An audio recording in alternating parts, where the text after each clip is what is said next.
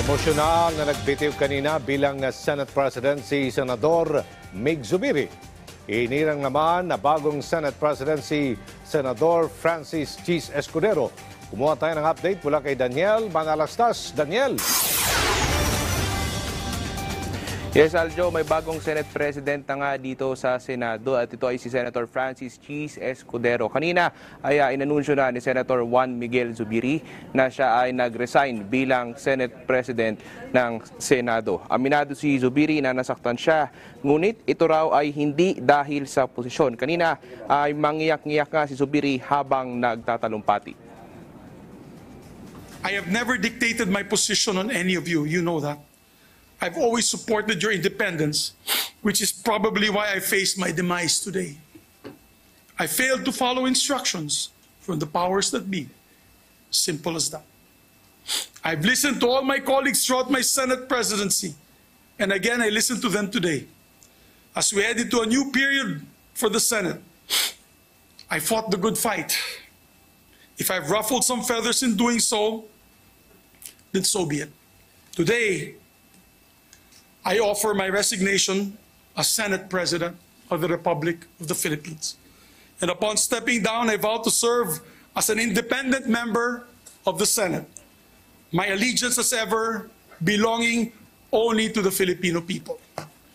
I leave with my head held high, knowing that I did what is right for the Senate and for the nation.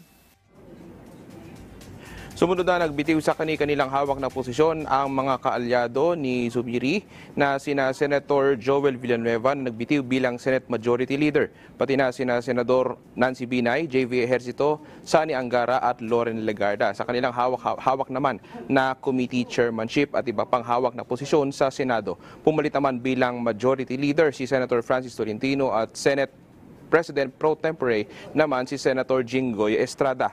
Pasalamat naman si Escudero kay Zubiri sa kanyang mga ginawa dito sa Senado. Hindi raw matatawaran ng mga tagumpay na nakamit nito sa panahong siya ay namuno. My hats off to you, Senate President Zubiri. I salute you and I hope I will make you proud, you especially among all our other colleagues. And hopefully you will not leave my side whenever I ask for guidance, whenever I ask for help, and whenever I ask for your wisdom. Mas malayo po at mas marami kayong alam sa akin, lalo na bilang tagapangulo ng Senado. Sana magkasama pa rin tayo sa mga bagay na yan sa mga darating na panahon. Anumpa na kanina si Escudero bilang bagong Senate President, kasama niya ang kanyang misis na si Hart. Sa kanya ring pamuno, Aljo, may siniguro si Senate President Escudero at nagpapasalamat siya sa mga kasamahan. That I impose this obligation upon myself voluntarily, without mental reservation or purpose of evasion. So help me God. So help me God. Ang tingin ko sa bawat isa sa atin ay mga miyembro ng nag-iisang Senado. At kung may kulay man tayong dadalhin para sa akin ang mga kulay na yan ay dapat sumasagisag sa bandila ng Pilipinas na hindi naman nagkataon lamang na nasa likod ko at nasa harapan natin ngayon.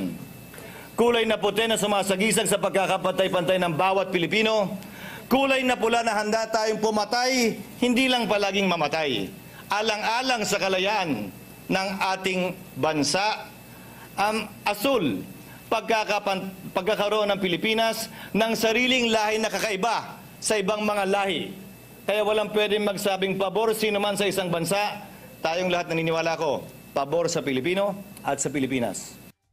Samantala, Aljo, si Zubiri sinabi niya kanina na magiging independent senator siya. Pero sabi niya rin kanina sa isang press conference ay kakausapin niya yung kanyang mga kakampi o yung kanyang mga kasamang senador kung saan sila mapupunta, either sa majority or pwede rin namang sa minority block. Pero yun nga, Aljo, ay inaasahan din na magkakaroon din ng balasahan sa committee chairmanship dahil nga may mga nagbitiw na mga committee chairman. Aljo?